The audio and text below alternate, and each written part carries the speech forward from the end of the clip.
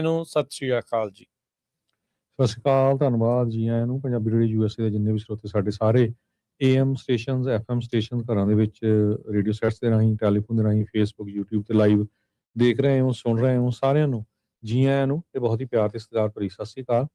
ਸਰੋਤਿਓ, ਅੱਜ ਜੁਲਾਈ ਦੀ 24 ਤਰੀਕ ਆ, ਦਿਨ ਸ਼ੁੱਕਰਵਾਰ ਆ ਤੇ ਤੁਹਾਡੇ ਲਈ ਸ਼ਾਮ ਦਾ ਅਪਡੇਟ ਕੈਲੀਫੋਰਨੀਆ ਪ੍ਰੋਗਰਾਮ ਲੈ ਕੇ ਹਾਜ਼ਰ ਹੋਏ ਆ। ਸਾਡੇ ਅੱਜ ਦੇ ਇਸ ਪ੍ਰੋਗਰਾਮ ਨੂੰ ਤੁਹਾਡੇ ਸਾਰਿਆਂ ਤੱਕ ਪਹੁੰਚਾਉਣ 'ਚ ਸਹਿਯੋਗ ਕਰਦੇ ਨੇ ਖਾਲਸਾ ਇੰਸ਼ੋਰੈਂਸ ਏਜੰਸੀ, ਜਿਨ੍ਹਾਂ ਦੇ ਕੋਲੋਂ ਹਰ ਇੱਕ ਤਰੀਕੇ ਦੀ ਇੰਸ਼ੋਰੈਂਸ ਤੁਸੀਂ ਕਰਵਾ ਸਕਦੇ ਹੋ।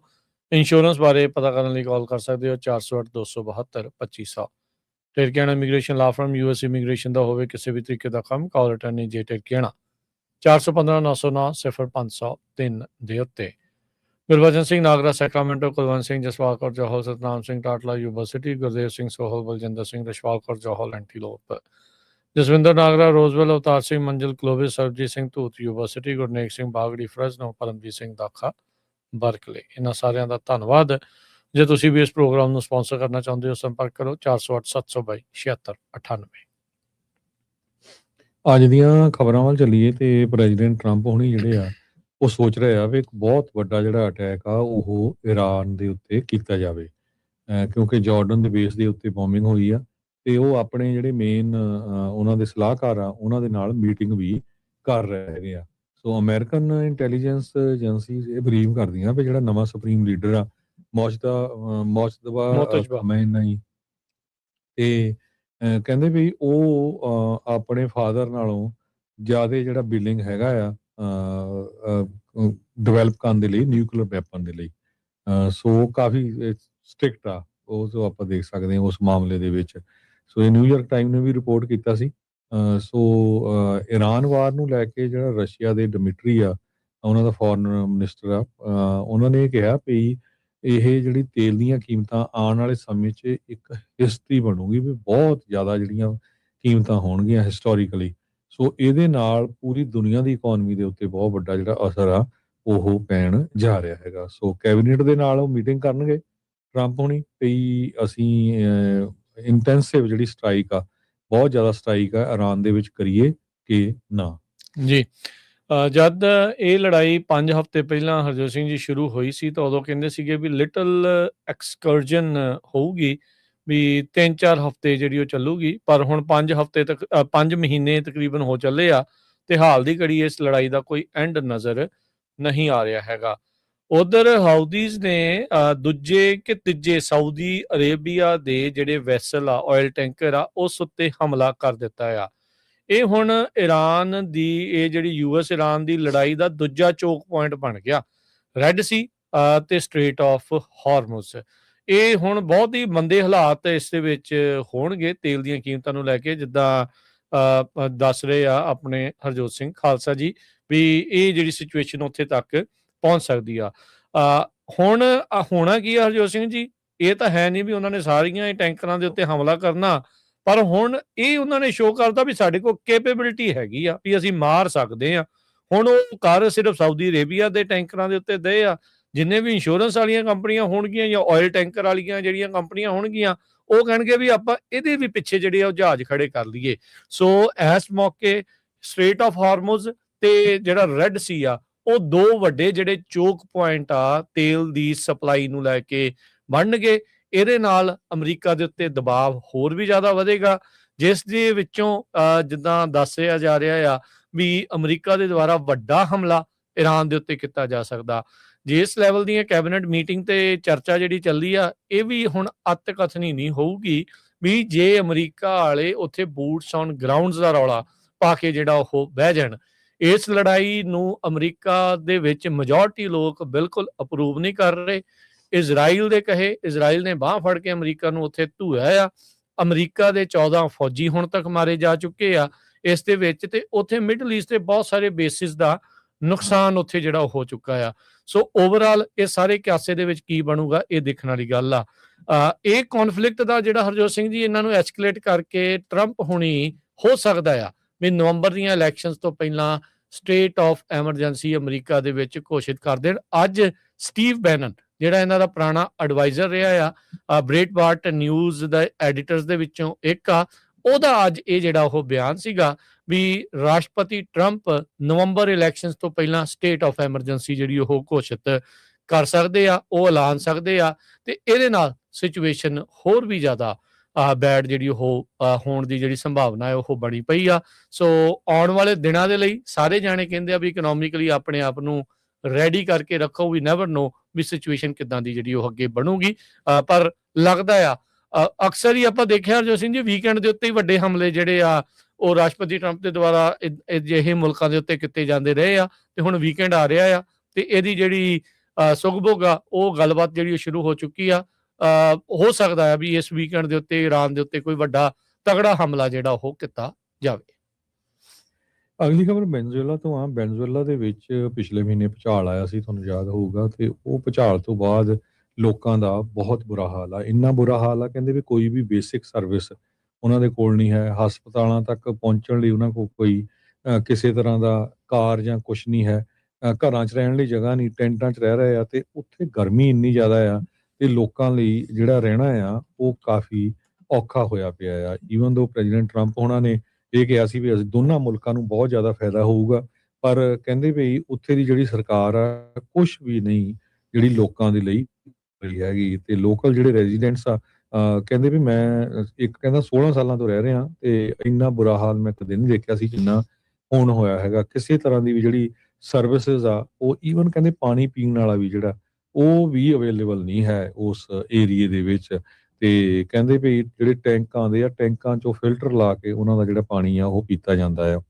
ਤੇ ਹਰ ਰੋਜ਼ ਕਹਿੰਦੇ ਵੀ ਅਸੀਂ ਆਪਣੇ ਆਪ 'ਚ ਇਕੱਲੇ ਮਹਿਸੂਸ ਕਰ ਰਹੇ ਹਾਂ। ਪਹਿਲਾਂ ਗੌਰਮੈਂਟ ਪਹੁੰਚੀ ਸੀ ਉੱਥੇ ਤੇ ਉਹ ਤੋਂ ਬਾਅਦ ਕਹਿੰਦੇ ਵੀ ਸਾਡੀਆਂ ਜਿਹੜੀਆਂ ਆਸਾਂ ਦੇ ਉੱਤੇ ਪਾਣੀ ਫਿਰ ਗਿਆ ਜਦੋਂ ਕੋਈ ਆਇਆ ਹੀ ਨਹੀਂ ਗਵਰਨਮੈਂਟ ਤੋਂ, ਕੋਈ ਸ਼ੋ ਅਪ ਨਹੀਂ ਹੋਇਆ। ਤੇ ਨੇਬਰਸ ਜਿਹੜੇ ਆ ਜਾਂ ਉਹਨਾਂ ਨੂੰ ਲੈਫਟ ਅਲੋਨ ਕਰਤਾ, ਉਹਨਾਂ ਨੂੰ ਇਕੱਲੇ ਰਹਿਣ ਦਿੱਤਾ। ਤੇ ਉਹੋ ਹੀ ਕਹਿੰਦੇ ਆਪਣੇ ਘਰਾਂ ਦੀ ਟੇਕ ਕੇਅਰ ਕਰ ਰਹੇ ਆ। ਤੇ ਘਰ ਵੀ ਜਿਹੜੇ ਆ ਟੁੱਟੇ ਫੁੱਟੇ ਹੈਗੇ ਆ ਤੇ ਦਰਵਾਜ਼ੇ ਨਹੀਂ ਕਈਆਂ ਦੇ ਲੱਗਦੇ, ਕਿਉਂਕਿ ਅਰਥਕੁਏਕ ਦੇ ਨਾਲ ਬਹੁਤ ਜ਼ਿਆਦਾ ਜਿਹੜੀ ਪ੍ਰਾਪਰਟੀਜ਼ ਆ ਉਹਨਾਂ ਦਾ ਨੁਕਸਾਨ ਹੋਇਆ। ਕਹਿੰਦੇ ਸਿਚੁਏਸ਼ਨ ਇੱਥੇ ਤੱਕ ਆ ਪਈ 600 ਫੈਮਿਲੀ ਦੇ ਲਈ ਸਿਰਫ 10 ਸ਼ਾਵਰ ਆ। ਸੋ 600 ਫੈਮਿਲੀ ਦਾ 3000 ਦੇ ਕਰੀਬ ਲੋਕ ਆ ਤੇ ਉਹਨਾਂ ਕੋਲ ਨਹਾਉਣ ਦੇ ਲਈ ਸਿਰਫ 10 ਸ਼ਾਵਰ ਆ। ਸੋ ਕਿੱਦਾਂ ਉੱਥੇ ਜਿਹੜੇ ਸਰਵਾਈਵ ਕਰ ਸਕਦੇ ਆ। ਕਹਿੰਦੇ ਵੀ ਰੀਬਿਲਡ ਦਾ ਰੌਲਾ ਜ਼ਰੂਰ ਪਾਇਆ ਸੀ, ਕੁਛ ਵੀ ਨਹੀਂ ਜਿਹੜਾ ਕਿਸੇ ਨੂੰ ਹੈਲਪ ਕੀਤੀ। ਰੈਨੋਵੇਸ਼ਨ ਦੇ ਲਈ $2000 ਕਹਿੰਦੇ ਚਾਹੀਦਾ USA ਦਾ ਹਰ ਇੱਕ ਘਰ ਦੇ ਲਈ ਐਵਰੇਜ, ਤੇ 1 ਸੈਂਟ ਤੱਕ ਵੀ ਉਹਨਾਂ ਨੂੰ ਨਹੀਂ ਦਿੱਤਾ ਗਿਆ। ਜੀ, ਅੱਜ ਜਿਹੜੀ ਹਰਜੋਤ ਸਿੰਘ ਜੀ ਇੱਕ ਨਵੀਂ ਚਰਚਾ ਜਿਹੜੀ ਉਹ ਛਿੜੀ ਆ, ਜਿਸ ਦੇ ਵਿੱਚ ਅਦਾਲਤੀ ਦਸਤਾਵੇਜ਼ਾਂ 'ਚ ਟਰੰਪ ਪ੍ਰਸ਼ਾਸਨ ਨੇ ਮੰਨਿਆ ਆ ਵੀ ਜਾਣ ਬੁੱਝ ਕੇ ਟਰੰਪ ਹੋਣਾ ਦੇ ਦੁਆਰਾ ਬਲੂ ਸਟੇਟਸ ਜਿਹੜੀਆਂ ਡੈਮੋਕ੍ਰੈਟਿਕ ਸਟੇਟਸ ਆ ਉਹਨਾਂ ਦੀਆਂ ਗ੍ਰਾਂਟਾਂ ਜਿਹੜੀਆਂ ਆ ਉਹ ਰੱਦ ਕੀਤੀਆਂ ਗਈਆਂ, ਕੈਂਸਲ ਕੀਤੀਆਂ ਗਈਆਂ, ਕਿਉਂਕਿ ਉਹਨਾਂ ਨੇ ਪ੍ਰੈਜ਼ੀਡੈਂਸ਼ੀਅਲ ਇਲੈਕਸ਼ਨ ਦੇ ਵਿੱਚ ਇਸ ਟਰੰਪ ਨੂੰ ਵੋਟ ਨਹੀਂ ਸੀ ਪਾਈ। ਵੀ ਟਰੰਪ ਦੇ ਉਲਟ ਵੋਟ ਪਾਉਣ ਕਰਕੇ 2024 ਦੇ ਵਿੱਚ ਟਰੰਪ ਐਡਮਿਨਿਸਟ੍ਰੇਸ਼ਨ ਨੇ 284 ਜਿਹੜੀਆਂ ਰਿਸਰਚ ਗ੍ਰਾਂਟਸ ਆ ਉਹਨਾਂ ਨੂੰ ਕੈਂਸਲ ਕਰ ਦਿੱਤਾ। ਤੇ ਇਹ ਜਿਹੜੀਆਂ ਕੈਂਸਲੇਸ਼ਨ ਆ ਸੋਲਲੀ ਇਸੇ ਕਰਕੇ ਹੋਈਆਂ ਵੀ ਟਰੰਪ ਦੇ ਹੱਕ ਦੇ ਵਿੱਚ ਇਹਨਾਂ ਨੇ 2024 ਚ ਵੋਟ ਨਹੀਂ ਪਾਈ ਹੈਗੀ। ਇਹ ਜਿਹੜੀ ਐਡਮਿਨਿਸਟ੍ਰੇਸ਼ਨ ਨੇ ਆਪ ਮੰਨਿਆ ਆ ਅਦਾਲਤੀ ਦਸਤਾਵੇਜ਼ਾਂ ਦੇ ਵਿੱਚ, ਜਦ ਇਹਨਾਂ ਦੇ ਉਲਟ ਲਾਸੂਟ ਲਿਆਂਦਾ ਗਿਆ ਸੀ ਯੂਨੀਵਰਸਿਟੀ ਆਫ ਕੈਲੀਫੋਰਨੀਆ ਦੇ ਰਿਸਰਚਰਸ ਦੇ ਦੁਆਰਾ ਵੀ ਸਾਡੀ ਗ੍ਰਾਂਟ ਕਿਸ ਆਧਾਰ ਦੇ ਉੱਤੇ ਕੈਂਸਲ ਕੀਤੀ ਜਿਹੜੀ ਉਹ ਗਈ ਹੈਗੀ ਆ। ਐਡਮਿਨਿਸਟ੍ਰੇਸ਼ਨ ਨੇ ਇਹ ਕਿਹਾ ਸੀਗਾ ਇਸ ਦੇ ਵਿੱਚ ਵੀ 2300 ਜਿਹੜੇ ਫਾਈਨੈਂਸ਼ੀਅਲ ਅਸਿਸਟਿਵ ਅਵਾਰਡਸ ਆ ਜਿਹੜੇ ਡਿਪਾਰਟਮੈਂਟ ਆਫ ਐਨਰਜੀ ਦੇ, ਉਹਨਾਂ ਦੇ ਵਿੱਚੋਂ 624 ਗ੍ਰਾਂਟਸ ਉਸ ਲਿਸਟ ਦੇ ਉੱਤੇ ਉਹਨਾਂ ਨੂੰ ਟਰਮੀਨੇਸ਼ਨ ਜਾਂ ਕੈਂਸਲ ਵਾਲੀਆਂ ਜਿਹੜੀਆਂ ਉਹ ਪਾਈਆਂ ਗਈਆਂ ਸੀਗੀਆਂ। ਤੇ office of management and budget ਨੇ ਆਇਡੈਂਟੀਫਾਈ ਕੀਤਾ ਸੀ ਵੀ 284 ਅਜਿਹੀਆਂ ਸਪੈਸੀਫਿਕ ਗ੍ਰਾਂਟਸ ਹੈਗੀਆਂ ਉਹਨਾਂ ਸਟੇਟਾਂ ਦੀਆਂ, ਕਿਉਂਕਿ ਉੱਥੇ ਇਲੈਕਟੋਰਲ ਕਾਲਜ ਨੇ ਟਰੰਪ ਹੋਣਾ ਦੇ ਉਲਟ ਜਿਹੜੀ ਉਹ ਵੋਟ ਪਾਈ ਹੈਗੀ ਆ। ਸੋ ਇਸ ਦਾ ਹੁਣ ਖਾਸਾ ਜਿਹੜਾ ਉਹ ਹਰਜੋਤ ਸਿੰਘ ਜੀ ਰੌਲਾ ਪਿਆ ਆ। ਨਿਊਯਾਰਕ ਟਾਈਮਜ਼ ਨੇ ਸਭ ਤੋਂ ਪਹਿਲਾਂ ਇਸ ਨੂੰ ਜਿਹੜਾ ਉਹ ਰਿਪੋਰਟ ਕੀਤਾ ਸੀਗਾ ਤੇ ਡਿਪਾਰਟਮੈਂਟ ਆਫ ਐਨਰਜੀ ਹੁਣ ਆਰਗਿਊ ਕਰ ਰਿਹਾ ਸਟੇਟਮੈਂਟ ਦੇ ਵਿੱਚ ਅਦਾਲਤ 'ਚ, ਕਹਿੰਦੇ ਵੀ ਪੋਲੀਟੀਕਲ ਬੇਸਿਸ ਦੇ ਉੱਤੇ ਨਹੀਂ ਆ। ਇਹ ਹੁਣ ਲੇਟੈਸਟ ਇਹਨਾਂ ਨੇ ਇਹ ਜਿਹੜਾ ਬਿਆਨ ਦਿੱਤਾ ਆ, ਪਰ ਅਦਾਲਤੀ ਦਸਤਾਵੇਜ਼ਾਂ ਦੇ ਵਿੱਚ ਕਹਿੰਦੇ ਵੀ ਆਪ ਖੁਦ ਮੰਨੇ ਆ ਵੀ ਸੋਲਲੀ ਇਸ ਬੇਸ ਦੇ ਉੱਤੇ ਵੀ ਉਹਨਾਂ ਨੇ ਟਰੰਪ ਹੋਣਾ ਦੇ ਹੱਕ 'ਚ ਵੋਟ ਨਹੀਂ ਪਾਈ। ਇਸ ਲਈ ਉਹਨਾਂ ਦੇ ਡਿਪਾਰਟਮੈਂਟ ਆਫ ਐਨਰਜੀ ਵਾਲੇ ਜਿਹੜੇ ਪ੍ਰੋਜੈਕਟ ਆ ਉਹਨਾਂ ਨੂੰ, ਜਿਹੜੇ ਕਿ ਬਿਲੀਅਨਸ ਆਫ ਡਾਲਰ ਦੇ ਆ, ਉਹਨਾਂ ਨੂੰ ਹਾਲਟ, ਟਰਮੀਨੇਟ ਤੇ ਕੈਂਸਲ ਕਰ ਦਿੱਤਾ ਗਿਆ ਹੈ। ਅਗਲੀ ਖਬਰ ਵੱਲ ਚੱਲੀਏ। ਕਹਿੰਦੇ ਵੀ ਕੋਵਿਡ-19 ਜਿਹੜੇ ਦੇ ਕੇਸ ਆ ਹੁਣ ਕੈਲੀਫੋਰਨੀਆ 'ਚ ਵਧਣੇ ਸ਼ੁਰੂ ਹੋਏ ਹੈਗੇ ਆ ਤੇ ਸਮਰ ਦੇ ਵਿੱਚ ਹੋਰ ਵੀ ਕਾਫੀ ਜ਼ਿਆਦਾ ਵੱਧ ਸਕਦੇ ਹੈਗੇ ਆ। US center for disease control ਤੇ ਪ੍ਰੀਵੈਂਸ਼ਨ ਨੇ ਐਸਟੀਮੇਟ ਕੀਤਾ ਵੀ ਕੋਵਿਡ ਦੇ case Texas, Florida, Missouri, Alabama, Oregon, Utah, Nevada, New Mexico ਤੇ ਹਵਾਈ ਦੇ ਵਿੱਚ ਤੇਜ਼ੀ ਦੇ ਨਾਲ ਵੱਧ ਰਹੇ ਹੈਗੇ ਆ। ਲੈਵਲ ਆਫ ਕੋਵਿਡ-19 ਜਿਹੜੇ ਹੈਗੇ ਆ ਇਹਨਾਂ ਸਟੇਟਾਂ ਦੇ ਵਿੱਚ ਕਹਿੰਦੇ ਵੀ ਉਸ ਤਰ੍ਹਾਂ ਮਿਣੇ ਜਾ ਰਹੇ ਆ, ਉਸ ਤਰ੍ਹਾਂ ਗਿਣੇ ਜਾ ਰਹੇ ਆ। ਐਮਰਜੈਂਸੀ ਵਿਜ਼ਿਟਸ ਦੇ ਵਿੱਚ ਜਿਹੜੇ ਲੋਕ ਕੋਵਿਡ ਤਰ੍ਹਾਂ ਦੇ ਜਿਹੜੇ ਉਹਨਾਂ ਦੇ ਕੋਲ ਕੋਈ ਵੀ ਜਿਹੜੀ ਇੰਡੀਕੇਸ਼ਨ ਹੁੰਦੀ ਹੈਗੀ ਆ ਜਾਂ ਸਿੰਪਟਮਸ ਆ, ਉਹਨਾਂ ਨੂੰ ਗਿਣ ਕੇ ਜਿਹੜਾ ਦੇਖਿਆ ਜਾ ਰਿਹਾ ਵੀ ਇਹਨਾਂ ਸਟੇਟਾਂ ਦੇ ਵਿੱਚ ਜਿਹੜੇ ਕੋਵਿਡ ਦੇ ਕੇਸ ਆ ਉਹ ਵੱਧ ਰਹੇ ਹੈਗੇ ਆ। ਕਹਿੰਦੇ ਕੋਵਿਡ-19 ਐਕਟੀਵਿਟੀ ਗ੍ਰੈਜੂਅਲੀ ਵਧੀ ਹੈਗੀ ਆ ਕੈਲੀਫੋਰਨੀਆ 'ਚ। ਜਿੰਨੇ ਵੀ ਟੈਸਟ ਰਿਜ਼ਲਟਸ ਆਏ ਆ ਉਹਨਾਂ ਤੋਂ, ਜੋ ਜੁਲਾਈ 18 ਦਾ ਵੀਕ ਐਂਡ ਹੋਇਆ ਤੇ 3.4% ਜਿਹੜੇ ਕੋਵਿਡ ਦੇ ਟੈਸਟ ਆ ਕੈਲੀਫੋਰਨੀਆ ਦੇ ਵਿੱਚ ਪੋਜ਼ਿਟਿਵ ਪਾਏ ਗਏ ਹੈਗੇ ਆ। ਸੋ ਲੋਕਾਂ ਨੂੰ ਇਹ ਕਿਹਾ ਗਿਆ ਵੀ ਕੇਅਰਫੁਲੀ ਰਹੋ। ਸੋ ਸਮਰ ਦੇ ਵਿੱਚ ਜਿਹੜੇ ਇਹ ਕੇਸ ਆ ਹੋਰ ਵੱਧ ਸਕਦੇ ਜੀ। ਅਗਲੀ ਜਿਹੜੀ ਹਰਜੋਤ ਸਿੰਘ ਗੱਲ ਕਰਦੇ ਜਾਈਏ, ਕੋਲਟ ਗ੍ਰੇ 16 ਸਾਲਾਂ ਦਾ, ਜਿਸ ਨੇ ਅਪੈਲਚੀ ਹਾਈ ਸਕੂਲ ਦੇ ਵਿੱਚ ਫੇਟਲ ਸ਼ੂਟਿੰਗ ਕੀਤੀਆਂ ਸੀ, ਉਸ ਨੇ ਉਸ ਉੱਤੇ ਲੱਗੇ 55 ਜਿਹੜੇ ਕਾਊਂਟ ਆ, ਚਾਰजेस ਆ, ਉਹਨਾਂ ਸਾਰਿਆਂ ਦੇ ਵਿੱਚ ਗਿਲਟੀ ਪਲੀ ਕਰ ਰਿਹਾ, ਦੋਸ਼ਾਂ ਨੂੰ ਕਬੂਲ ਲਿਆ ਹੈਗਾ ਆ। 2 ਸਾਲ ਪਹਿਲਾਂ ਜਾਰਜੀਆ ਦੇ ਅਪੈਲਚੀ ਹਾਈ ਸਕੂਲ ਦੇ ਵਿੱਚ ਇਹ ਗੋਲੀकांड ਵਾਪਰਿਆ ਸੀਗਾ। ਅੱਜ ਇਹ ਅਦਾਲਤ ਦੇ ਵਿੱਚ ਉਸ ਨੂੰ ਪੇਸ਼ ਕੀਤਾ ਗਿਆ ਸੀਗਾ ਤੇ ਇਸ ਦੇ ਉੱਤੇ 55 ਵੱਖ-ਵੱਖ ਚਾਰजेस ਆ ਉਹ ਲਾਏ ਗਏ ਸੀਗੇ। 4 ਸਤੰਬਰ 2024 ਨੂੰ ਕਹਿੰਦੇ ਵੀ ਇਹ ਜਿਹੜੀ ਸ਼ੂਟਿੰਗ ਆ ਉਹ ਵਾਪਰੀ ਸੀ, ਜਿਸ ਦੇ ਨਾਲ ਕਈ ਜਿਹੜੇ ਸਕੂਲ ਦੇ ਵਿਦਿਆਰਥੀ ਆ ਤੇ ਉੱਤੇ ਕੰਮ ਕਰਨ ਵਾਲੇ ਆ ਉਹ ਫੱਟੜ ਹੋਏ ਸੀ। ਤਕਰੀਬਨ 1900 ਵਿਦਿਆਰਥੀ ਉਸ ਸਕੂਲ ਦੇ ਵਿੱਚ ਪੜ੍ਹਦੇ ਆ। ਅਟਲਾਂਟਾ ਤੋਂ ਇਹ 45 ਮੀਲ ਦੂਰ ਆ। ਹੁਣ ਇਸ ਦੀ ਉਮਰ 16 ਸਾਲ ਆ। ਉਸ ਟਾਈਮ ਜਦ ਇਸਨੇ ਗੋਲੀकांड ਨੂੰ ਅੰਜਾਮ ਦਿੱਤਾ ਸੀ, ਇਸ ਦੀ ਉਮਰ 14 ਸਾਲ ਸੀ, ਪਰ ਇਸ ਨੂੰ ਟਰਾਇਲ ਦੇ ਵਿੱਚ ਅਡਲਟ ਦੇ ਤੌਰ ਦੇ ਉੱਤੇ ਚਾਰਜ ਕੀਤਾ ਗਿਆ ਸੀਗਾ। ਮਾਰਚ ਮਹੀਨੇ ਦੇ ਵਿੱਚ ਇਸ ਦੇ ਪਿਓ ਨੂੰ, ਕੋਲਿਨ ਗ੍ਰੇ ਦੇ ਪਿਓ ਨੂੰ, ਚਾਰजेस ਜਿਹੜੇ ਲਾਏ ਗਏ ਸੀ ਸੈਕੰਡ ਡਿਗਰੀ ਮਰਡਰ ਦੇ ਤੇ ਇਨਵੋਲੰਟਰੀ ਮੈਨਸਲੌਟਰ ਦੇ, ਉਹਦੇ ਵਿੱਚ ਕਨਵਿਕਟ ਦੋਸ਼ੀ ਕਰਾਰ ਦੇ ਦਿੱਤਾ ਗਿਆ ਸੀਗਾ। ਸੋ ਟੀਚਰਸ ਰਿੱਕੀ ਐਸਪਨਵਾਲ 39 ਸਾਲ, ਕ੍ਰਿਸਟੀਨਾ ਅਰਮੀ 53 ਸਾਲ, ਸਟੂਡੈਂਟ ਮੇਸਨ ਸ਼ੈਮਰਹੌਰਨ, ਕ੍ਰਿਸਟੀਅਨ ਐਂਗੂਲੋ ਦੋਨੋਂ 14 ਸਾਲ, ਇਹਨਾਂ ਚਾਰਾਂ ਦੀ ਜਿਹੜੀ ਉਹ ਮੌਤ ਹੋਈ ਸੀ। ਇਸ ਤੋਂ ਇਲਾਵਾ ਇੱਕ ਹੋਰ ਜਿਹੜਾ ਟੀਚਰ ਤੇ 8 ਜਿਹੜੇ ਵਿਦਿਆਰਥੀ ਆ ਉਹਨਾਂ ਦੇ ਜਿਹੜੇ ਆ ਉਹ ਫੱਟੜ ਹੋਏ ਸੀਗੇ ਜਦ ਉਹਨਾਂ ਦੇ ਗੋਲੀਆਂ ਲੱਗੀਆਂ ਸੀਗੀਆਂ। ਸੋ ਇਹਨੇ ਹੁਣ ਦੋਸ਼ ਕਬੂਲ ਰਹੇ ਆ। ਇਹਨੇ ਕਹਿੰਦੇ ਆ ਵੀ ਪ੍ਰੋਸੀਕਿਊਟਰਸ ਦੇ ਨਾਲ ਕੋਈ ਡੀਲ ਜਿਹੜੀ ਉਹ ਬਣਾਈ ਆ, ਪਲੀ ਡੀਲ ਜਿਹੜੀ ਇਸਨੇ ਬਣਾ ਲਈ ਆ ਤੇ ਆਉਂਦੇ ਸਮੇਂ ਦੇ ਵਿੱਚ ਇਸ ਨੂੰ ਜਿਹੜੀ ਸਜ਼ਾ ਆ ਉਹ ਸੁਣਾਈ ਜਾ ਸਕਦੀ ਹੈਗੀ ਆ। ਸੋ ਭਾਵੁਕ ਹੋਏ ਜਿਹੜੇ ਵਿਕਟਮ ਦੇ ਪਰਿਵਾਰ ਆ ਉਹਨਾਂ ਨੇ ਆਪੋ ਆਪਣੇ ਜਿਹੜੇ ਬਿਆਨ ਆ ਉਹ ਅਦਾਲਤ ਦੇ ਵਿੱਚ ਇਸ ਟਰਾਇਲ ਦੇ ਦੌਰਾਨ ਸਾਂਝੇ ਜਿਹੜੇ ਉਹ ਕੀਤੇ ਆ ਤੇ ਜਿਸ ਦੇ ਬਾਅਦ ਦੇ ਵਿੱਚ ਜਿਹੜਾ ਇਹ ਹਥਿਆਰਾ ਆ ਜਿਸ ਨੇ ਗੋਲੀकांड ਨੂੰ ਅੰਜਾਮ ਦਿੱਤਾ, ਇਸ ਨੇ ਆਪਣੇ ਸਾਰੇ ਦੋਸ਼ਾਂ ਨੂੰ ਕਬੂਲ ਲਿਆ ਹੈਗਾ ਜੀ। ਅਗਲੀ ਖਬਰ ਵੱਲ ਚੱਲੀਏ ਤੇ ਚੀਕੋ ਦੇ ਵਿੱਚ ਯੂਨੀਵਰਸਿਟੀ ਦੇ ਲਾਗੇ ਜਿਹੜਾ ਅੱਗੇ ਜਾ ਕੇ ਟਾਊਨ ਹੈਗਾ, ਉੱਥੋਂ ਇੱਕ ਬੰਦੇ ਨੂੰ ਜਿਹੜਾ ਗਿਲਟੀ ਪਲੀਅਰ ਕੀਤਾ ਗਿਆ ਉਹਦਾ, ਕਿਉਂਕਿ ਉਹਨੇ ਪਾਰਕ ਫਾਇਰ ਜਿਹੜੀ ਆ ਸ਼ੁਰੂਆਤ ਕੀਤੀ ਸੀ। ਕੈਲੀਫੋਰਨੀਆ ਦੀ ਜਿਹੜੀ ਸਭ ਤੋਂ ਵੱਡੀ ਅੱਗ ਲੱਗੀ ਸੀ, ਜਿਹਦੇ ਵਿੱਚ 4 ਲੱਖ ਏਕੜ ਸੜ ਕੇ ਸਵਾਹ ਹੋ ਗਿਆ ਸੀ ਬਿਊਟ ਕਾਉਂਟੀ ਦੇ ਵਿੱਚ। ਸੋ ਬਿਊਟ ਕਾਉਂਟੀ ਦੇ ਜੱਜ ਨੇ ਇਹ ਕਿਹਾ ਵੀ ਰੌਨੀ ਸਟਾਊਟ ਜੋ ਗਿਲਟੀ ਆ malicious arson charges in connection with the state's 4th largest wildfire, ਜਿਹੜੀ ਕੈਲੀਫੋਰਨੀਆ ਦੀ ਚੌਥੀ ਸਭ ਤੋਂ ਵੱਡੀ ਅੱਗ ਸੀ, ਉਹਦੇ ਸੰਬੰਧ ਦੇ ਵਿੱਚ, ਉਹਨੂੰ ਅੱਗ ਲਾਉਣ ਦੇ ਸੰਬੰਧ ਦੇ ਵਿੱਚ ਇਸ ਨੂੰ ਚਾਰਜ ਕੀਤਾ ਗਿਆ ਹੈਗਾ ਆ।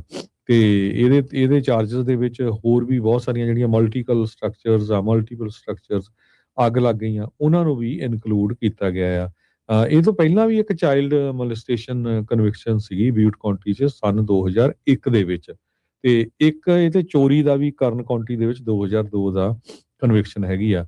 ਪਾਰਕ ਫਾਇਰ ਨੇ ਇਹ ਕਿਹਾ ਵੀ ਜੋ ਅੱਗ ਲੱਗੀ ਸੀਗੀ ਜੁਲਾਈ 24 2024 ਨੂੰ ਅਪਰ ਪਾਰਕ ਰੋਡ ਬਿਡਵਲ ਪਾਰਕ ਚੀਕੋ ਦੇ ਵਿੱਚ, ਤੇ ਉਹਦੇ ਨਾਲ ਬਿਊਟ ਤੇ ਟਿਹਾਮਾ ਕਾਉਂਟੀਜ਼ ਨੂੰ ਕਾਫੀ ਜ਼ਿਆਦਾ ਅਸਰ ਪਿਆ ਸੀ।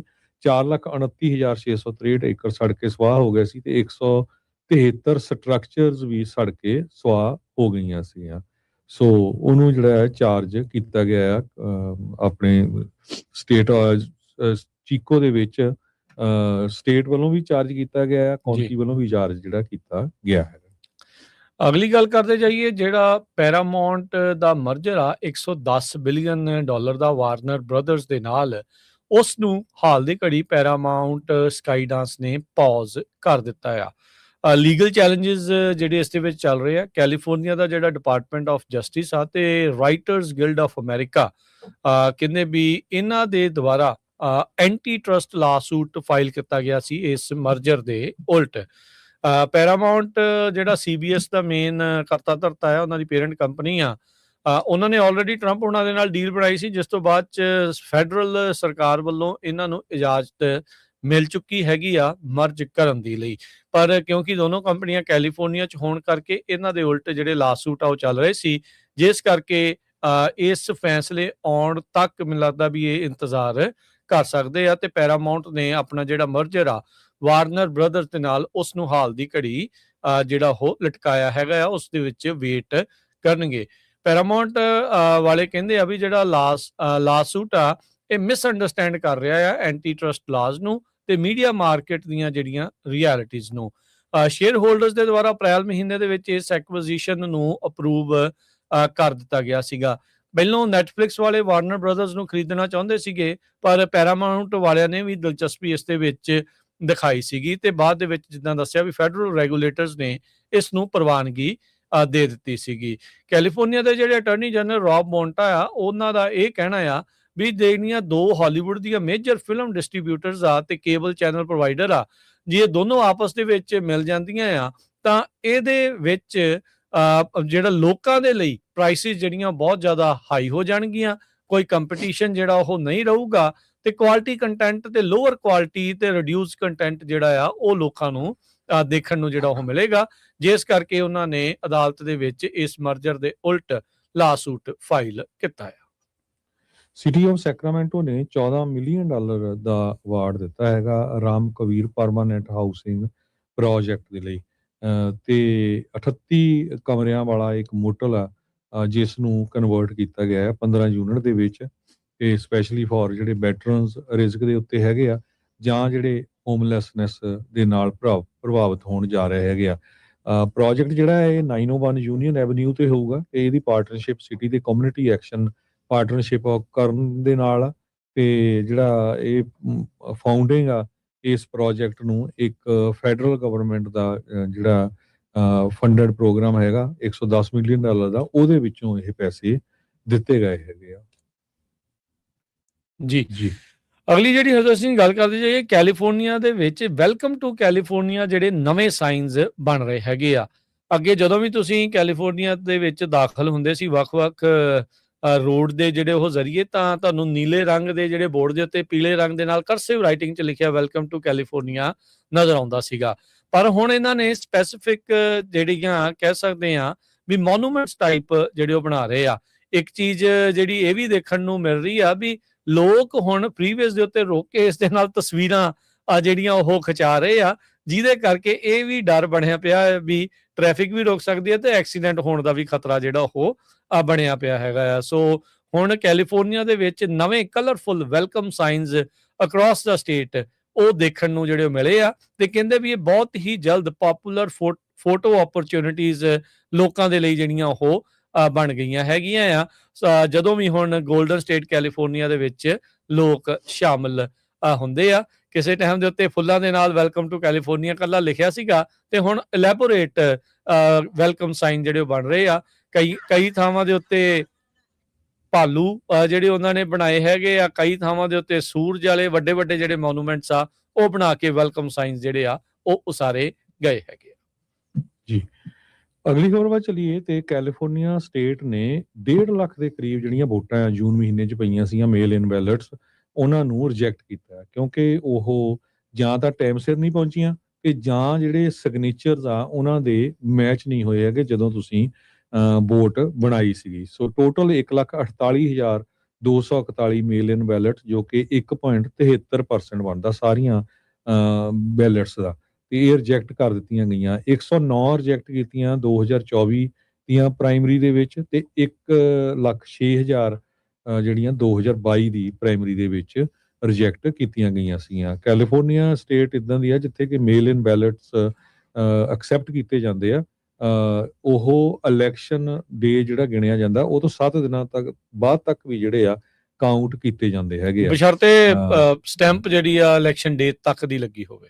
ਜੀ ਹਾਂ, ਤੇ ਜੇ 7 ਦਿਨਾਂ ਬਾਅਦ ਵੀ ਮਿਲ ਜਾਂਦੀ ਤਾਂ ਉਹਨੂੰ ਕਾਊਂਟ ਕੀਤਾ ਜਾਂਦਾ। ਜੇ 7 ਦਿਨਾਂ ਤੋਂ ਬਾਅਦ ਆ ਫਿਰ ਉਹਨਾਂ ਨੂੰ ਹੁਣ ਜਿਹੜਾ ਰਿਜੈਕਟ ਕੀਤਾ ਜਾ ਰਿਹਾ। ਇਹਨੂੰ ਲੈ ਕੇ ਫੈਡਰਲ ਗਵਰਨਮੈਂਟ ਵੀ ਬਹੁਤ ਜ਼ਿਆਦਾ ਤੇਜ਼ ਹੋਈ ਆ, ਜਿਹੜੀ ਖਾਸ ਕਰਕੇ ਵੋਟਿੰਗ ਨੂੰ ਲੈ ਕੇ। ਤੇ ਜਿਹੜੀ ਹਰਮੀਤ ਢਿੱਲੋਂ ਆ, ਉਹਨਾਂ ਨੇ ਤਾਂ ਇਹ ਕਿਹਾ ਸੀ ਵੀ ਜਿਹੜੇ ਲੋਕਾਂ ਨੇ ਵੋਟਾਂ ਪਾਈਆਂ ਆ, ਜਿਨ੍ਹਾਂ ਦੇ ਕੋਲ ਸਿਟੀਜ਼ਨਸ਼ਿਪ ਨਹੀਂ, ਉਹ ਡਿਪੋਰਟੇਬਲ ਹੋਣਗੀਆਂ। ਸੋ ਇਹ ਇਸ਼ੂ ਵੀ ਕਾਫੀ ਜ਼ਿਆਦਾ ਜਿਹੜਾ ਤੇਜ਼ੀ ਨਾਲ ਫੜ ਰਿਹਾ ਹੈਗਾ ਜੀ।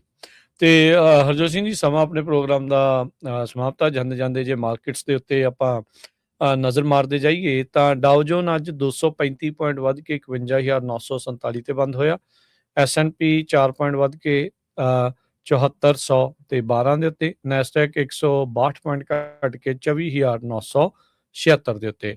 ਸੋਨੇ ਦਾ ਭਾਅ $4,056 ਪ੍ਰਤੀ ਟਰੋਏ ਆਉਂਸ। ਕੱਚੇ ਤੇਲ ਦੀ ਕੀਮਤ $90 ਪ੍ਰਤੀ ਬੈਰਲ ਰਹੀ। 10 ਈਅਰ ਯੀਲਡ 4.68%। ਕ੍ਰਿਪਟੋ ਕਰੰਸੀ ਦੇ ਵਿੱਚ ਬਿਟਕੋਇਨ $64,010 ਤੇ ਇਥੀਰੀਅਮ $1,861 ਦੇ ਬਰਾਬਰ ਚੱਲ ਰਿਹਾ ਹੈਗਾ।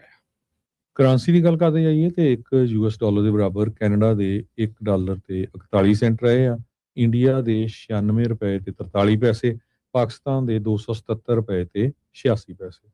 ਜੀ, ਤੇ ਹੁਣ ਇੱਥੇ ਹੀ ਸਾਡੇ ਅੱਜ ਦੇ ਪ੍ਰੋਗਰਾਮ ਦੀ ਸਮਾਪਤੀ। ਮੇਰੇ ਰਾਜਕਨਵੀਰ ਸਿੰਘ ਵੱਲੋਂ ਤੇ ਹਰਜੋਤ ਸਿੰਘ ਵੱਲੋਂ ਆਪ ਸਭ ਨੂੰ ਪਿਆਰ ਸਤਿਕਾਰ ਸਨਿੱਘੀ ਜਿਹੀ ਸਤਿ ਸ੍ਰੀ ਅਕਾਲ। ਸਤਿ ਸ੍ਰੀ ਅਕਾਲ। ਜਿਉਂਦੇ ਵਾਸਤੇ ਰਹੋ, ਹਾਸੇ ਖੇਲਦੇ ਰਹੋ, ਸੁਣਦੇ ਰਹੋ, ਦੇਖਦੇ ਰਹੋ ਪੰਜਾਬੀ ਰੇਡੀਓ USA।